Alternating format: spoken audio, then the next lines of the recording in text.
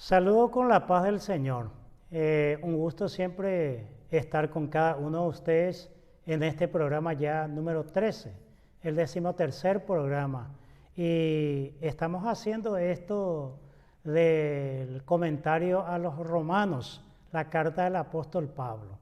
Habíamos hablado algunas cosas muy interesantes sobre la justicia de Dios y habíamos quedado en el versículo 26, en donde terminaría una parte de la idea del apóstol Pablo. Usted puede comunicarse con nosotros por dos vías. En el Facebook, que es Asamblea de Dios Paraguaya Oficial, o Estudio 7 ADP allí en YouTube. Siempre acompañado aquí con la pastora Marcia Adriana Furtile Gouveia, que está quejado todavía por un cuadro gripal, pero no dejamos de hacer el programa y por eso tomo la iniciativa de dar inicio al programa y dejar los saludos correspondientes y tratar de hacer los comentarios bíblicos, exegéticos y hasta donde nos alcance la posibilidad de entrar en ciencias bíblicas. Tratamos de hacer en un vocabulario simple, sencillo, para que sea accesible, en especial a nuestros pastores que están en el interior del país. Así que, pastora Marcia, un gusto compartir este 13º programa contigo hoy día. Gracias, pastor, igualmente. La paz del Señor, queridos hermanos, un gusto poder estar de vuelta. Y como vos está diciendo que estamos compartiendo este estudio y veo muchos comentarios ahí que los hermanos están dejando. Felicito a cada compañero que están haciendo uso de estos materiales. He visto un hermano que dijo que agarra nuestro material, proyecta en pantalla y hace las discusiones. Y esto es muy bueno porque nos ayuda en el crecimiento espiritual. Y muchas gracias por compartir a todos los que pueden compartir esos materiales que está siendo de gran edificación. Indudablemente que en ese gran marco del campo teológico, hasta filosófico que tocamos nosotros, histórico, cultural, lingüístico, es una expansión muy grande de la ciencia. Lo único que nosotros hacemos es abrir una ventanita y cada oyente, cada comunidad de fe o cada iglesia puede reunirse y profundizar más esos temas. Por eso que nosotros vamos haciendo un comentario sobre cada texto, cada versículo de Romanos, y por eso que vamos tocando un poquito. Después se podría, ¿verdad?, estos programas tomar cada tema que allí hablamos y profundizarlo mucho más. Pero para la gente común de la iglesia, esto sirve como herramienta de diálogo, de discusión respetuosa, para que podamos llegar a un puerto en común y vivir así la vida cristiana. Así mismo, pastora Marcia. Así mismo, pastor, qué bueno. Y vamos a dar entonces seguimiento a nuestro estudio. Yo estoy ya recuperándome, ¿verdad? Gracias a Dios. Muchas gracias por los saludos de los hermanos que nos escribieron para que tenga buena recuperación. Esta semana estoy en un proceso gripal, pero estamos acá alegres porque podemos estar compartiendo este material tan interesante que nos edifica. Así que la carta a los romanos, vamos a dar seguimiento en el capítulo 3.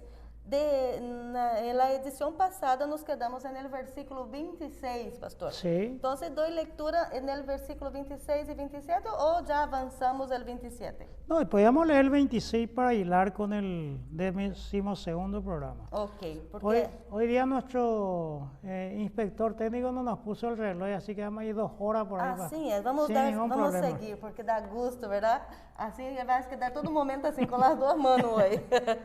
Sí, así que acá tengo el celular para dirigirnos un poquitito más o menos el horario. Bien, nosotros leímos el versículo 26. Con la mira de manifestar en este tiempo su justicia, a fin de que Él sea el justo y el que justifica al que es de la fe de Jesús. Sí. ¿Dónde, pues, está la jactancia? Queda excluida. ¿Por cuál ley? Por la ley de las obras. ¿De la ley de las obras? No, sino por la ley de la fe. Muy bien. nosotros tenemos hablado todo el tiempo sobre el kairos, ¿verdad? El Sí. tiempo, pero ahora sigue con la pregunta, ¿hay motivo para jactarse? Muy bien, habría que responder un poco allí en ese texto. Dice, con la mira de manifestar en este tiempo su justicia. Juega un papel muy importante la justicia de Dios. Acá dice Pablo dos cosas, que Dios es el justo y el que justifica. Como dijimos la vez anterior para hilar un poco el pensamiento, con la salvedad del que es justificado es el que tiene la fe en Jesús, sea este judío o gentil. Y la salvación está específicamente, como dijimos, en el sacrificio de Cristo. La vida, muerte y resurrección de Cristo, como diría Javier Picasa, son los elementos salvíficos. Y el 27, habíamos quedado en este tema para hablar un poco, Pastora Marcia, hay motivo para jactarse, hay lugar para el orgullo. Y la verdad que Pablo dice que queda totalmente excluido.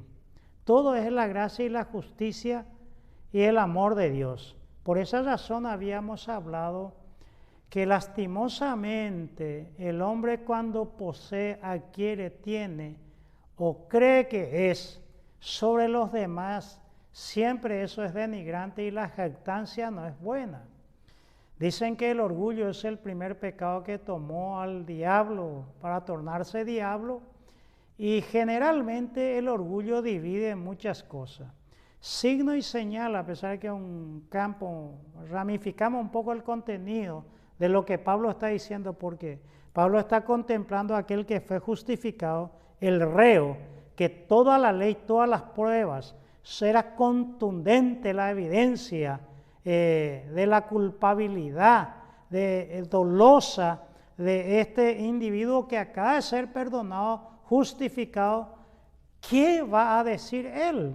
No tiene nada, no tiene un lugar para jactarse. Solo le resta agradecer al supremo y justo juez por liberarle del pecado. Pero por un comentario un poquito más allá, lastimosamente en este mundo que vivimos hay gente que cree que por ocupar un cargo eclesiástico o político, o tener un título, o tener más dinero, cualquiera de esos elementos hace que mire con orgullo a los demás. Hay un dicho que dice que el cristiano siempre mira al semejante de abajo para arriba, porque eso es señal de humildad, por decirle, porque lastimosamente muchos desde los cargos eclesiales oprimen a la gente. La distribución de la riqueza, de la bendición, todos esos elementos cobran un rol muy importante en este lugar. Por eso no hay lugar para el orgullo, para jactarse de que vivo en una mansión, porque pareciera el evangelio de la prosperidad, que es individualista y materialista, que si yo no ando en un auto último modelo es por falta de fe, o si yo no tengo la riqueza de este mundo es porque no entendí el evangelio. A lo mejor sea totalmente lo contrario, que entendemos demasiado el evangelio sin despreciar los bienes de esta tierra, pero nunca en desmedro ni en humillación del prójimo o de aquel, como la mayoría, por lo menos acá en Paraguay. Si hay 5% de los pastores que tienen un buen confort, ya es mucho. Los 95% tienen que lidiar el día a día, hacer algunas cosas paralelas a la función pastoral para llevar el pan a las mesas de sus hijos. Son los que se llaman generalmente los bivocacionales. Lo que hay muchos son los vivos ocasionales, que se aprovechan de las circunstancias. Entonces, el orgullo debe ser condenado con toda la fuerza de la ley, por decir de una manera, porque signo y señal de los siervos de Dios, Pastora Marcia, es la humildad. Sí. Si no hay ese signo, es dudoso ese ministerio, ese ministro, ese liderazgo, esa función, ese apostolado, ese maestro, ese pastor, ese profeta, ese evangelista. No importa la nomenclatura que se le dé al cargo, pero si hay orgullo y no es humilde el siervo de Dios, porque Jesús dijo, aprended de mí que soy manso y humilde de corazón. Porque la falsa modestia, la falsa humildad, tal vez es peor que el mismo orgullo, ¿verdad? Entonces, muy importante, pastora Márcia. Dentro desse versículo 27, pastor, sigue uma pergunta. ¿Qué es la ley de la fe? Porque está escrito acá, ¿verdad? ¿Por Sí, cuál ley? Sí, el 27 dice, ¿dónde pues está la secretaria? No hay lugar que excluida, dice Pablo. ¿Por cuál ley? ¿Por la de la obra? No, porque la obra no va a justificarnos. No, dice, sino por la ley de la fe. ¿Qué es la ley de la fe? El principio del Evangelio. El Evangelio es la ley de la fe. No tiene nada que ver con la ley de Moisés. Porque al aceptar a Cristo, al aceptar ese tribunal impuesto, en donde el reo debería ser condenado, y él es absuelto, es justificado, es reconocido como hijo del juez, coheredero juntamente con su hijo de todas las cosas, no hay jactancia. ¿Qué hizo ese reo para merecer eso? No hizo nada. Entonces él es justificado por la obra que le antecedió. Claro que no, absolutamente. Entonces, ¿por cuál ley? Por la ley de la fe. La ley de la fe entonces es reconocer mis pecados, saber que Dios nos ama, arrepentirnos de nuestros pecados, porque todos somos pecadores, y aceptar la obra redentora, la remisión de nuestros pecados por Cristo Jesús. No tenemos de otra. Así mismo. Bueno, en el versículo 28 dice, concluimos pues que el hombre es justificado por fe sin las obras de la ley. Entonces, pastor, ¿qué concluye Pablo? Pablo concluye que es por fe y para fe. Son dos momentos diferentes. La humanidad es justificada por la justicia de Dios. Y la bendición grande que viene de la justificación es la paz. ¿Quién no tendría paz, alegría, gozo, amor? No sé, porque el amor es como una gota de miel que atrae. Lo adverso a eso es como la hiel que repele. Entonces, un reo que debería ser condenado a la pena de la muerte, de repente escucha del juez el toque del martillo y le dice que está perdonado, y que el juez le dice que ahora es su hijo, que todo lo que él tiene, él es heredero. Entonces, indudablemente que esa persona va a encontrarse con algo que le va a superar. Y en ese entendido dijimos, virtualmente, la humanidad toda está en pecado, entendemos. Eso casi nadie discute. Pero virtualmente por la cruz de Cristo, todos fueron salvos. Pero se necesita hacerlo real desde la fe, por la fe y para la fe. En ese momento se recibe eso, pastora Márcia. No estamos hablando de un universalismo, predicar que todo el mundo es salvo. No, en la cruz la posibilidad está abierta para todo el mundo. Ok. ¿Y qué pasa cuando el cristiano busca a través de la ley la paz? Ay, ay, ay, qué tema eso, pastora Márcia, porque entrar en las tradiciones evangélicas, la mayoría de los evangélicos predican que no tiene tradición, y sí tiene tradición. No sé, uno, por ejemplo, uno va en la práctica de la Santa Cena, en la Eucaristía, algunos tienen un cierto modo, otros tienen otra función. Hay gente que se enoja por eso. El rito del bautismo, el sistema de la liturgia, y se van tornando. Pero aquí la pregunta que me dijiste es cuando el cristiano busca por la ley. Y ese es un momento trágico, porque va a volver a la esclavitud, a las obras de la carne, al espíritu policíaco de buscar algún defecto en los demás. Se podía leer ahí en Gálatas capítulo 3, versículo 3, cuando Pablo habla de los judaizantes que entraron detrás de él, en la iglesia de Galacia, que allí estaba Antioquía de Pisidia, ahí está Iconio, Listra y Derbe. Dice assim: tão necios sois, havendo comenzado por el Espírito, ahora vais a acabar por la carne. Así mismo, en muchas iglesias, Pastora Marcia, por mucho tiempo, que Latinoamérica siempre ha tenido una teología anglosajón que venía de Estados Unidos. Y esa década del 70, del 80, en Brasil, por ejemplo, a mí me han comentado pastores que ellos tenían que usar sombreros, que sí o sí tenía que usar. Hay iglesias que sin usar corbata, traje, no sos nada. Las mujeres que no podían subir al púlpito, no podían enseñar, no podían predicar, no podían usar ningún tipo de maquillaje, no podía usar ningún tipo de adorno externo, sea aro, peineta, pulsera, anillo. No podía usar pantalón, por ejemplo. ¿Y dónde justifican? Justifican por la ley. Entonces Pablo dice, tan necios sois, que habiendo comenzado por el Espíritu, terminar en la carne.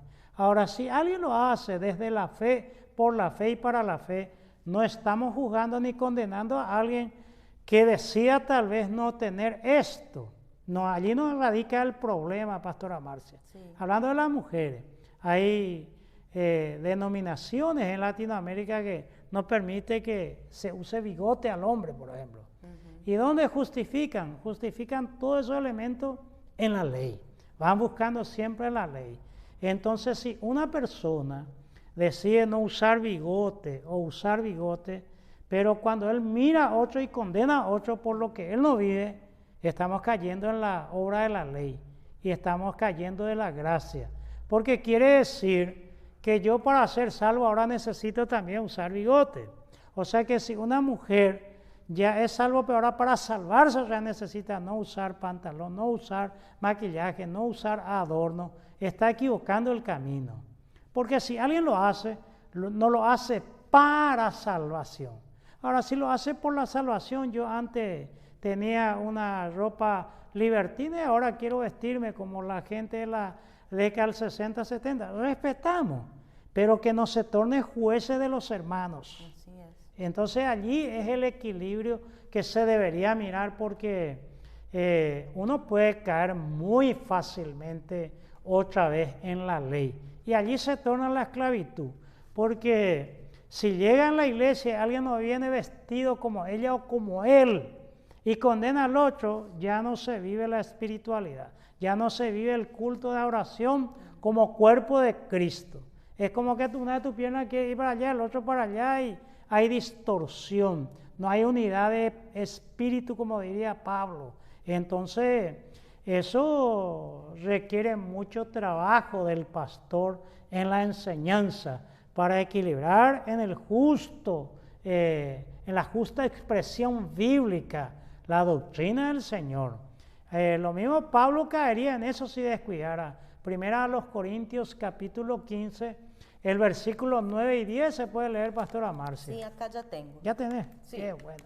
El capítulo 15, versículo 9 dice, porque yo soy el más pequeño de los apóstoles, que no soy digno de ser llamado apóstol, porque perseguí a la iglesia de Dios. El versículo 10, pero por la gracia de Dios soy lo que soy, y su gracia no ha sido en vano para conmigo.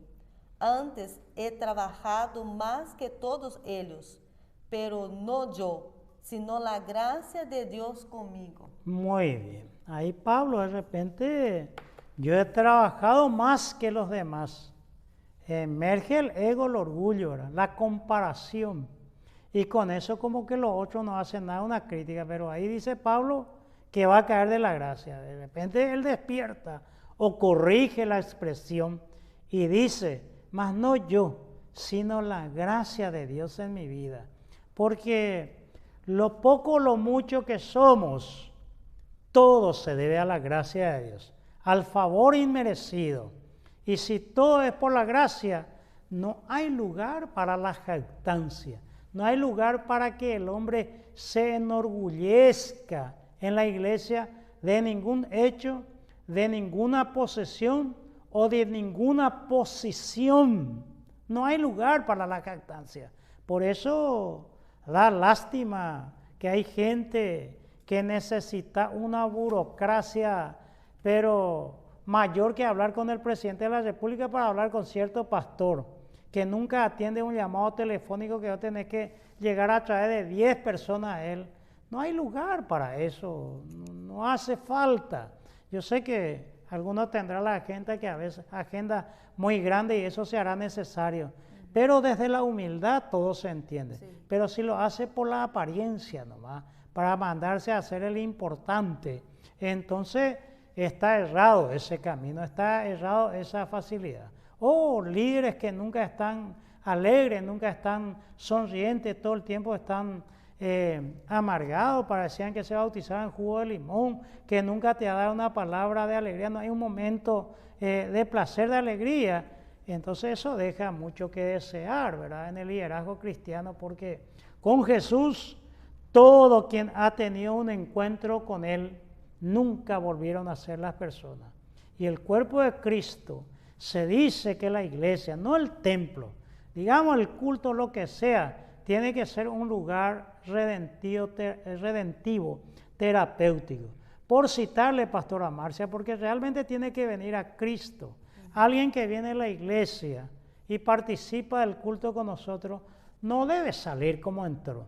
Lo triste es cuando sale peor de lo que entró, porque encuentra dentro del contexto de la iglesia gente peores que el mundo. O la puerta de salida es mucho mayor que la puerta de entrada. Entonces estamos jugando ¿a qué? A la ley, a la obra, a la muerte, a la condenación, al desprecio, a la vileza, llamémosle a lo demoníaco. Pero la iglesia de Cristo no es eso.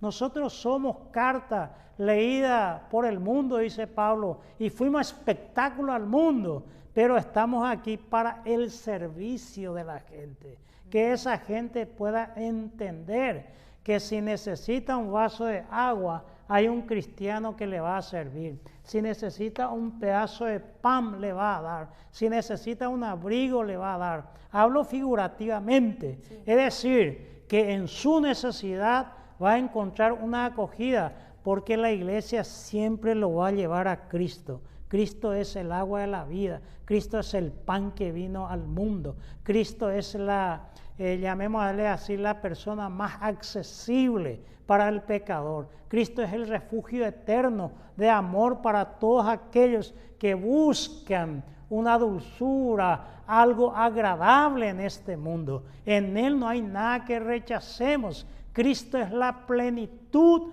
de la gloria de Dios. Cristo es la plenitud de la gracia de Dios. Cristo es la plenitud del perdón de Dios. Cristo es la plenitud de la nueva vida. Por eso que en Cristo nosotros dirigimos y conducimos a la gente, Pastora Marcia. Sí. No a la iglesia, porque en la iglesia hay gente como yo que de repente va a ocasionarle cierta dificultad a la gente.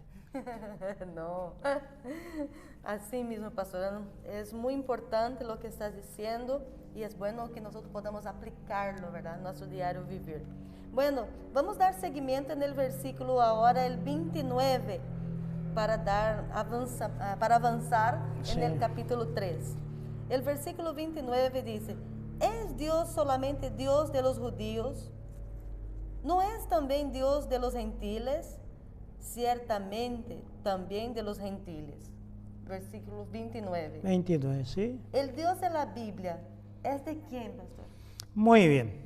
Ese ruido que pasó no es falla técnica del operador. Nosotros vivimos cerquita del aeropuerto de la mejor ciudad del mundo y sus alrededores, que se llama Luque. Entonces el aeropuerto está en camino y de repente pasan los aviones y hace ese tipo de movimiento telúrico, Pastora Marcia. Sí. Entonces Dios, el Dios de la Biblia, el Dios de quién es Y Pablo hace la pregunta, ¿es Dios solamente Dios de los judíos? ¿No es también Dios de los gentiles?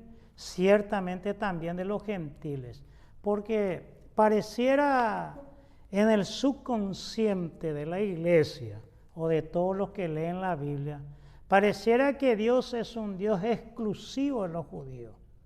Pareciera que el Dios de la Biblia es el Dios de los judíos, pero antes que los judíos existiesen o la iglesia estuviese, el Dios de la Biblia ya estaba. Y Él se revela a cierta gente y la revelación de Dios no se da en ese contexto porque hoy ninguna persona puede presentarse ante Dios con un cargo o un signo, una señal precedente. De nada vale decirle a Dios, yo soy hijo del pastor fulano, y que con eso ya tengo una condición previa. Con lo que ese pastor hizo al comienzo de su fe, lo va a necesitar hacer también su hijo. En ese entendido, Dios es el Dios de la humanidad. Por algo, el Talmud dijo que Dios hizo una pareja, no hizo 2 o 3 parejas, Adán y Eva, porque todos procedemos de ese tronco. Allí en 17:30 de Hechos de los Apóstoles hablaría Pablo de eso, como un preevangelismo ahí en Atenas, que puedo leerlo, pero por citarlo, para que nadie diga, yo vine de tal familia, yo no vine de Adán y Eva, sino que vine de fulano y fulano. Entonces, totalmente nosotros entendemos que el Dios de la Biblia es el Dios de todos los seres humanos, por decirlo. Si Dios es el Dios de Adán y Eva, por ende es el Dios de toda la humanidad. En el 30 dice, 29, capítulo 17 de Hechos dice, siendo pues linaje de Dios, no debemos pensar que la divinidad sea semejante a oro, plata o piedra, escultura de arte y media. Pero Dios, habiendo pasado por alto los tiempos de esta ignorancia, ahora manda a todos los hombres en todo lugar que se arrepientan. Porque acá dice que todos somos de una linaje, de un solo linaje, de un linaje que es de Adán y Eva. Entonces, la respuesta a esta pregunta, ¿es Dios de los judíos o Dios de los gentiles? No, es el Dios de la humanidad. ¿Los gentiles son parte de la humanidad? Claro que sí. Los judíos, con más razón, claro que son seres humanos. Esa sería la respuesta para entender un poco las ideas paulinas, Pastora Marcia. Muy entendible, pastor. Seguimos con el versículo 30. Porque Dios es uno, y Él justificará por la fe a los de la circuncisión y por medio de la fe a los de la incircuncisión. Sí. Ahora bien, ¿qué es Dios uno? ¿Y la Trinidad? Muy bien. ¿Qué tema es ese para hablar? No un programa, ¿verdad? De la Trinidad, Dios uno. Cuando se habla del Shema de Deuteronomio 6, porque Jehová uno solo es, se entiende, ¿verdad?, como una perícopa. Dijimos ya, la perícopa es una condensación de una idea vasta en un proverbio, en una frase. Cuando yo digo Dios es uno, estoy diciendo muchas cosas. Pablo no está discutiendo acá la esencia del Dios del juez ni algo por el estilo. Pero como surge la pregunta, ¿por qué Dios uno? Nosotros creemos, y más allá del nosotros creemos, la Biblia dice con contundencia que Dios es trino, que el Dios Padre, el Dios Hijo y el Dios Espíritu Santo, por decirlo así. Porque el del Juan 5:7, primera Juan 5:7, entendemos que es un añadido de San Jerónimo, pero en esencia dice eso la Biblia. ¿Por qué Dios es Dios? ¿Por qué yo digo que el Padre es Dios? Porque tiene cualidades y atributos divinos. ¿Cuáles son esos atributos divinos? Podemos citar en primer lugar. Dios es eterno, el Padre por citarlo. Él es omnipotente, omnipresente, omnisciente, es creador. por citar 5 ejemplos, a ver si me recuerdo todo. Eterno, omnipotente, omnisciente, omnipresente y creador. Pero cuando yo miro a Jesús el Cristo, encuentro que Miqueas 5:2 dice: sus días son desde la eternidad, que Jesús es eterno. En el principio está, en Arge, en Jolós, dice Juan 1. Arge, el principio sin principio. En un sin comienzo estaba ya Cristo. Omnipotente. Mateo 28:19, todo poder me he dado en el cielo y en la tierra, dice Jesús. Omnisciente. No era necesario que se le presentase a nadie porque sabía lo que hay en sus corazones y conocía todo. ¿Por qué caviláis en vuestros corazones y decís? Leía el pensamiento todo. Y omnipresente. Doquiera esté 2 o 3 en mi nombre, allí yo estoy, ¿verdad? Y creador.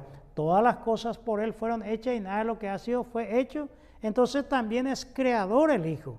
Pero el Hijo no es el Padre. Son dos personas totalmente distintas.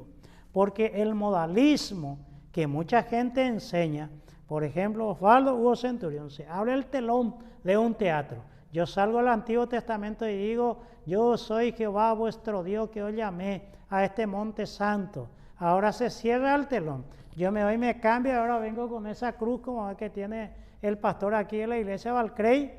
Y ahora yo soy Cristo, me crucifico, Osvaldo otra vez.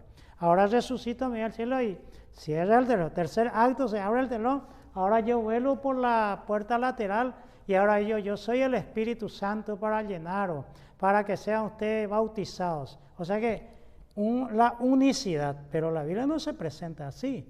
En el bautismo de Jesús se presenta al Dios Padre: este es mi Hijo amado en quien tengo complacencia. Y el Espíritu Santo que descendía en forma de paloma. Pero cuando se mira al Espíritu Santo, sin entrar a detallar en su personalidad, porque mucha gente lo cuestiona. Algunos, la traducción del Nuevo Mundo, por ejemplo, ya no dice Espíritu Santo, le llama la fuerza activa, y realmente no dice eso. El todo Neuma Hayo es el Espíritu Santo, o como dice Jürgen Moltmann, el Espíritu del Santo, dice él, traduciendo el idioma griego. Pero yo miro que dice 9:14 de Hebreo, que fue levantado mediante el Espíritu Eterno. Y omnipotente, vendrá sobre ti el poder del Altísimo, el Espíritu Santo. Omnisciente, ¿quién sabe? 2:14 de Primera a los Corintios. ¿Quién sabe el pensamiento de Dios sino el Espíritu de Dios? Omnipresente. Salmo 139, verso 7. ¿A dónde huiré de tu espíritu? El Creador, 33:4 dejó: el Espíritu de Dios me hizo, el soplo omnipotente me creó. El soplo del omnipotente me creó. 104, verso 30. Envía tu Espíritu y renovado la faz de la tierra. O sea que estas tres personas tienen cualidades divinas, pero diferentes uno al otro, o totalmente distintas uno al otro, pero se constituye en un solo Dios. Eso dice la Biblia, pastora Marcia. Sí. Eso es la revelación de la Escritura. Ahora, si usted me dice, ¿usted entendió eso? Y lógicamente ese misterio de la Trinidad, para entenderlo, es muy alto. Podríamos hasta decir una palabra, a orillar un poco y hilar muy fino en doctrina. Dice 1:18 de Juan: a Dios nadie le vio jamás. Pero la Biblia dice que Esteban vio cuando Jesús estaba, dice, a la diestra del Padre, cuando él fue apedreado y dijo: Padre, y vio a Jesús. Moisés dice que vio la espalda de Dios. Porque si vos, tu esposo se llama Valcrey y pastora Marcia, y vos le ves caminando por la calle, no va a venir a decirnos: yo he visto ahí la espalda de mi esposo. No vas a decir: yo le he visto a Valcrey, sí, porque le viste a él. Entonces, no, es expresión. Y el Apocalipsis dice: Juan estaba en el día del Señor y visto al sentado en el trono del arco. Le vio al Padre. Ahora, lo que en la Escritura no hay un lugar de alguien que nos explica que haya visto a los tres juntos como un solo Dios. a Dios, porque cuando yo digo Dios, estoy diciendo Padre, Hijo, Espíritu Santo. Entonces, el famoso Elohim o el Yahvé de la Biblia, al pronunciarlo, estoy hablando de la pluralidad de personas, pero único Dios. Entonces, esa es la Trinidad, el único Dios que creemos los cristianos según la revelación que está en la Sagrada Escritura. Yo sé que estoy citando textualmente la Biblia sin hacer un comentario sobre el mismo, pero da para entender de a poquito, Pastora Marcia, porque en una clase de Trinidad tendríamos que tocar un montón de cosas. Así mismo, pastor. Bueno, dentro de este versículo 30, hay también algo sobre circuncisión e incircuncisión. Sí. Entonces, ¿a quiénes justifica circunciso e incircunciso? Porque Dios es uno y Él justificará por la fe a lo de la circuncisión y por medio de la fe a lo de la incircuncisión. Sí. O sea que Pablo dice que en este momento que él escribe la carta a los romanos, no, el ser humano, sin distinción, por ejemplo, si estuviera acá un judío, un gentil, y nos diga, ¿cómo yo puedo salvarme, justificarme? No es que el judío tiene algo favorable, a pesar de que Pablo dijo al principio del capítulo 3, ¿de qué vale ser judío? Nada, no, mucho dice, porque se le confió la palabra de Dios. Ahora, lo que aquí está diciendo Pablo, que el circunciso, el judío, el incircunciso, no tiene manera de cómo justificarse ante Dios, sino es por la fe en Cristo Jesús. Hoy, la humanidad entera no tiene cómo escapar ante esa justificación. Lo tiene que hacer por la fe. Así de sencillo. Y en ello radica la justicia de Dios. Ajá. ¿Y qué se entiende, pastor, por el espíritu de la ley? El espíritu de la ley. Ay, ahí sí que entramos en otro tema, pastora, porque acá cuando se habla de ese tema es interesante.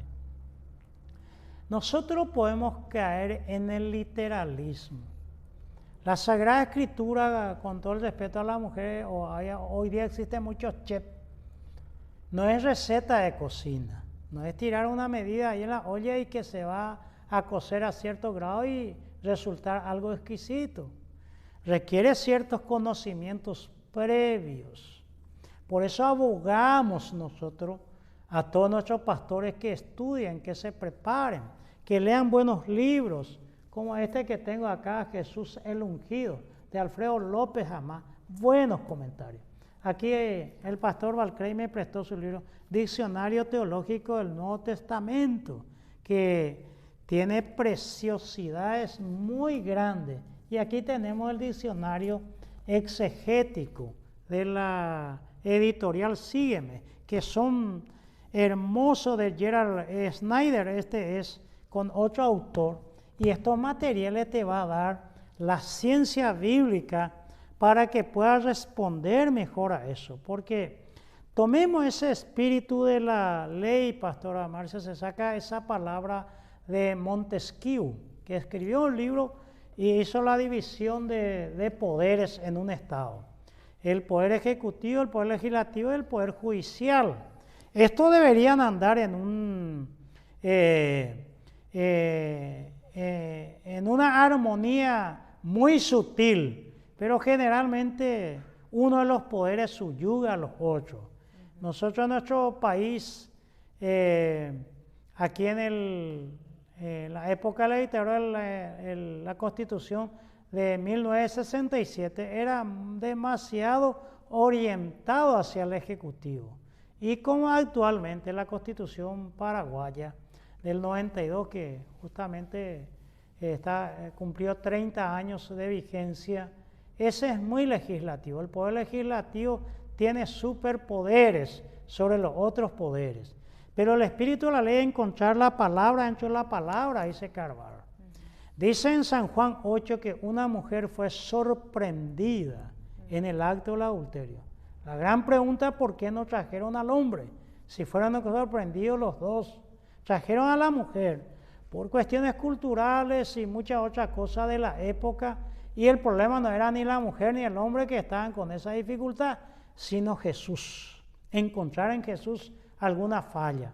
Y allí apelaron ellos a dos elementos. Ellos dijeron, la ley dice, Moisés nos mandó.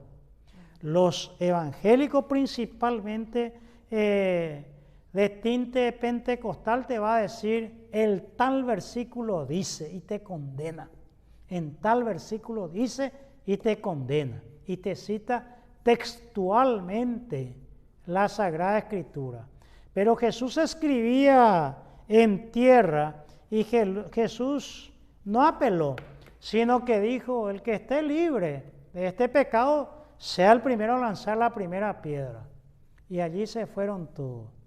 Y Jesús dice, ninguno te condenó, ninguno.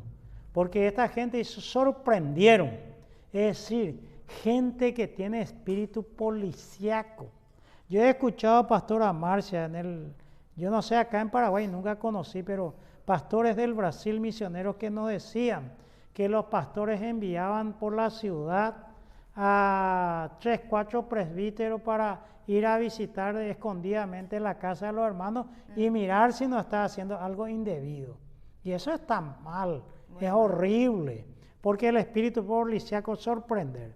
Pero cuando Jesús le dice, ninguno te condenó, ella dijo ninguno. Pero Jesús dice, ni yo te condeno. O sea, Jesús está sobre la ley y sobre Moisés. Es superior Jesús. Y dice, ni yo te condeno. Vete y no peque más. El objetivo, el fin de la ley moderna, por decirlo, lo que hemos estudiado un poquitito el derecho, se entiende que la idea de la ley es el bienestar y la felicidad del hombre. Ahí cumple su objetivo. Pero para cumplir ese objetivo se necesita mucho consenso y se necesita mucho trabajo. O si no, reprime y oprime. Como están abarrotadas las cárceles de toda Latinoamérica y a veces aparecen los mitines y surgen las muertes. Entonces, esa pregunta, Pastora Marcia, la letra mata. A lo espiritual, ¿cómo llegamos? Por la fe, por la fe. Porque lo espiritual para un pentecostal sería una persona que ayuna mucho, ora mucho, lee mucho, viene mucho al culto y trae mucha gente. Pero es más que eso, es mucho más. Ese es un aspecto de la espiritualidad. Y lo que nosotros debemos encontrar es el espíritu de la ley, la intención del autor. Porque el que hizo esa ley, acá en Paraguay lo redactó un alemán que le dio la base a nuestro Código Penal. Y nuestra Constitución Nacional quiso ser ecléctica, pero no creo haya conseguido ese fin.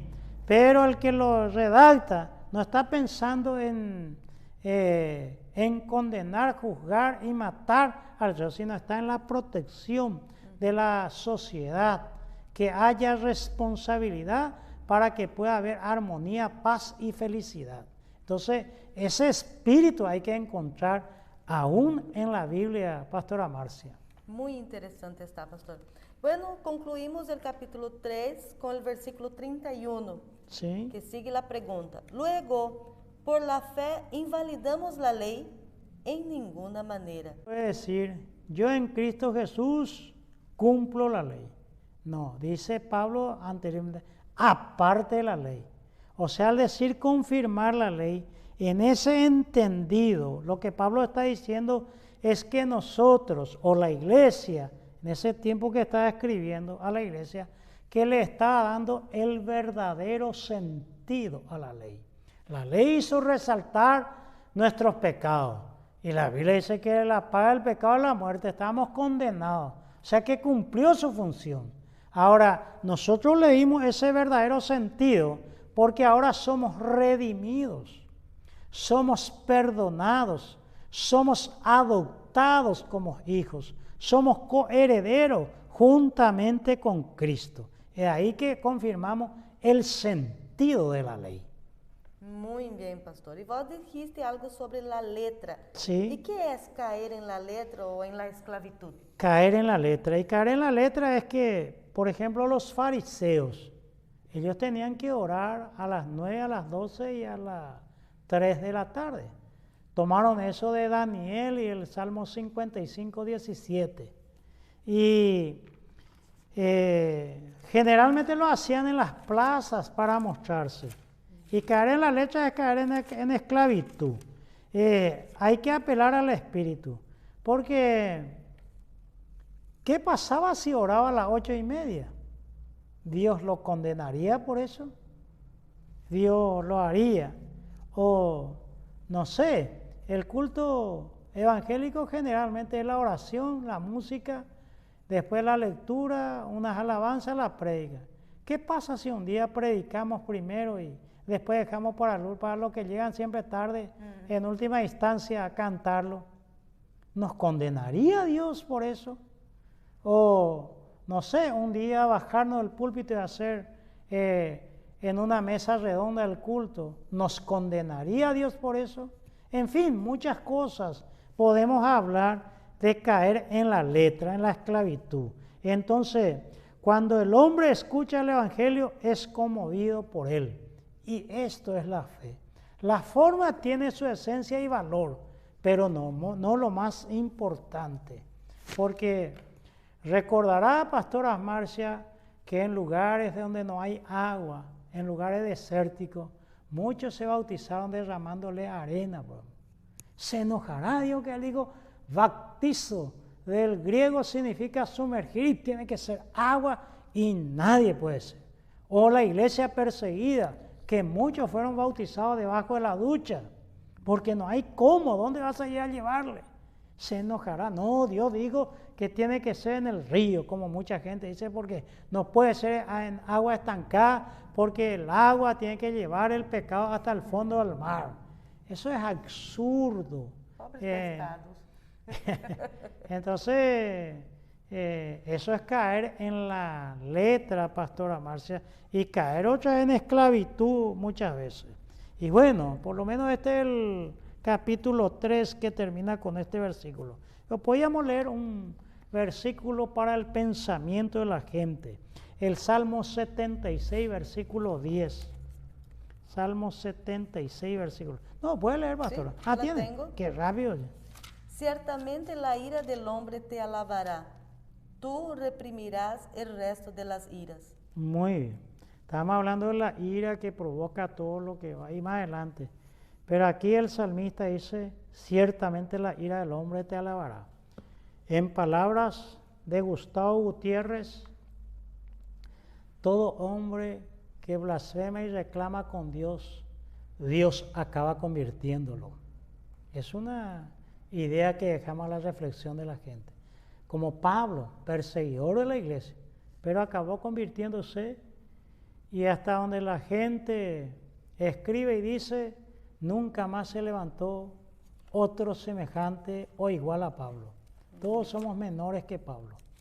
Así que cerramos este capítulo, pastora Marcia, y entramos ahora en otro capítulo, y aquí cerramos lo que se llama el Dicayo Suné, que acá en este diccionario bíblico que me marcó acá, está acá, el Dicayo Suné, para estudiar mucha gente, son como 15, 20 páginas en el idioma griego para estudiarlo, que es muy interesante.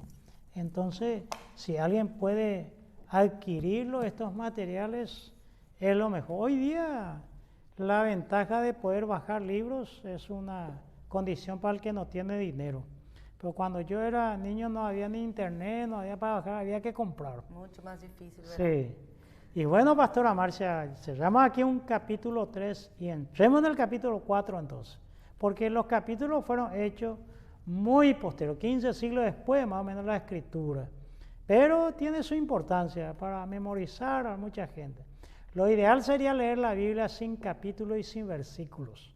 Pero para dar seguimiento para dar hechos, seguimiento de ¿verdad? ideas, porque la gente piensa que termina ahí una fase y que ahora comienza. No, eso no es así. A veces los que colocan capítulo y versículo no pensaron eso y fueron llenando. Tiene su utilidad, Claro. pero no es lo más importante. Así Miremos mismo, entonces pastor. el capítulo 4. En el capítulo 4, versículo 1 dice, ¿qué pues diremos que halló Abraham, nuestro padre, según la carne? Ahí viene, pastor. Sí. ¿Quién es Abraham? Abraham, primeramente Abraham y después Abraham, ¿verdad? El que tiene el espíritu, que hizo el pacto con Dios. Y aquí dice, ¿qué pues diremos? ¿Qué halló Abraham? Este hallar viene de eurekenai, del griego eurekenai, de la famosa expresión eureka. Aquí es un perfecto en infinitivo. Casi no existe el infinitivo en el griego. En el griego los verbos se enuncian en la voz activa, del modo indicativo, del tiempo presente, de la primera persona en singular. Y aquí está en la voz activa y de eurisco. Y aquí utiliza nuestro padre, dice, según la carne. Entonces estamos hablando de Pablo judío, ¿verdad? Y padre en griego es propatora, que acá lo que escribe Pablo en este versículo, si alguien lo puede revisar en el idioma griego. Y ese es más bien una traducción, debería ser un ancestro o un antepasado. Sería mejor que pues diremos que allá Abraham, nuestro antepasado según la carne. Acá dice nuestro padre la traducción. Entonces, tenemos que entender que de él desciende el pueblo judío, de Abraham. La historia de él comienza en el capítulo 12, que Dios le llamó de Ur de los Caldeos, que le dijo, sal de tu tierra y de tu parentela y vete a la tierra que yo te mostraré. A este Abraham se le promete una tierra nueva, la tierra prometida, una descendencia que Dios le dice que será como la estrella de los cielos y como las arenas del mar. Y le dice que la bendición que viene con él se extendería a toda la familia de la tierra, a todos los términos de la tierra. Entonces, ese es Abraham que hizo un pacto con Dios. Realmente es Dios hizo un pacto con Abraham, porque en el pacto, en todo lo que hay en la Biblia, Dios toma la iniciativa, porque en un pacto generalmente son dos iguales, pero ¿cómo nosotros compararnos a Dios? Sí. Por eso cuando la expresión no es tan simpática, feliz y agraciada, cuando el pastor dice, hermano, vamos a hacer un pacto con Dios. Nosotros no podemos tomarnos esa iniciativa. Se subentiende por el contexto de lo que quiere decir, sí, pero no está bien dicho. Lo que está queriendo decir, vamos a hacer un compromiso delante de Dios. Sí. Y la gente se compromete, por ejemplo, en el culto de decir, ¿cuántos en esta semana invitará a alguna persona a llevarlo a Cristo o invitarle al culto? Para no quedarse mal con el pastor, todos alzan la mano. Pero ahí el que cumpla el pacto, eso ya deja la responsabilidad individual, y esa responsabilidad individual generalmente no tiene mucha cabida, pastora Marce. Y bueno, este Abraham. ¿No había pacto de sangre también, algo así? Sí, había la famosa anfictonía, se llamaba, que el pacto se hacía con sangre, ¿verdad? Porque se traía un animal, se partía en el medio, vamos a hablar más adelante acá con Abraham, sí, se partía por el medio, siempre había un animal para el sacrificio. Y decía allí lo que hacían el pacto. Algunos tomaban la sangre del animal entre los dos y pasaban la mano, cosas como algo simbólico. Pero la expresión era, así se haga con aquella parte que no cumpla el pacto. Imagina yo decirle a Dios, voy a hacer pacto contigo. Entonces tiene que ser compromiso mismo. Después comprometernos, porque la gente no toma conciencia de lo que dice. Así es. La gente como niño dice, como la fe infantil de Pedro, promete cosas que nunca va a cumplir. Como Sansón, nació con propósitos, pero los propósitos de Dios nunca estuvieron en su corazón. Y Pedro dice, esto puede ser, yo no te voy a negar, estoy dispuesto a morir. No, porfió con Dios, después le siguió de lejos. Después ya está sentado con el grupo equivocado. Después ya el canto del gallo y ya le negó 3 veces al maestro. Y esa historia vuelve a repetirse, porque la historia se repite siempre. Entonces, Abraham es eso, pastora Marcia. Qué interesante, está imperdible nuestra programación, ¿verdad? Sí.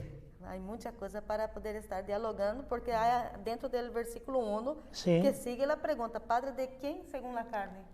Y según la carne, cuando tomamos aquí a Pablo, indudablemente Pablo está recordando sus raíces como judío, como hebreo. Pablo era hebreo, pero dejemos allí porque esto se vuelve muy apasionante, más que el pecado, porque ya superamos esto, ya fuimos justificados, Aleluya. Ya estamos en la fe, por la fe y para la fe, ya hablamos del Dios uno y trino y así avanzamos ahora. Que no hay lugar para la jactancia, para que el 14º programa sea mucho mejor que este, Pastora Marcia. En el nombre de Jesús. Sí. ¿Por qué no oramos, Pastora Marcia, por la gente que escuchó esto y quiera aceptar a Cristo? O algún cristiano que se alejó del Señor y quiera volver.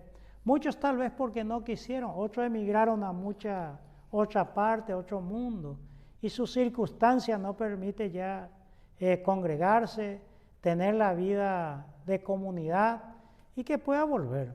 Y a tanta gente enferma en nuestra Latinoamérica para que ese brazo restaurador y sanador de Dios se extienda en esta hora. Amén. Padre Celestial, te agradecemos, Jesús, por esta oportunidad donde estamos en este tiempo discutindo este mensaje tan maravilloso, Señor, que viene a hacer tantos efectos en nosotros. Gracias te damos, Senhor, por esta oportunidad de também, Senhor, levar este mensaje a tantas pessoas que, por cierto, estarão, Senhor, desarrollando este contenido. Também, Senhor, pedimos que tu presença se manifieste em meio de eles, ó Padre. Que tu puedas acercar-te a esta pessoa que decide em seu coração recebir-te como tu Salvador.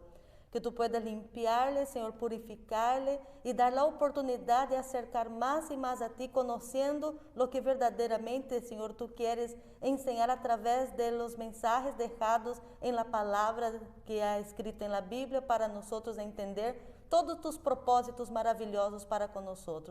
Graças te damos, Senhor, por todas estas coisas e te pedimos e te agradecemos por todo em nome de Jesus. Amém. Amén. ¿No tosiste ahí, Pastora Marcia? Viste, estoy mejorando. Ya te curaste entonces en el nombre de Jesús. Amén.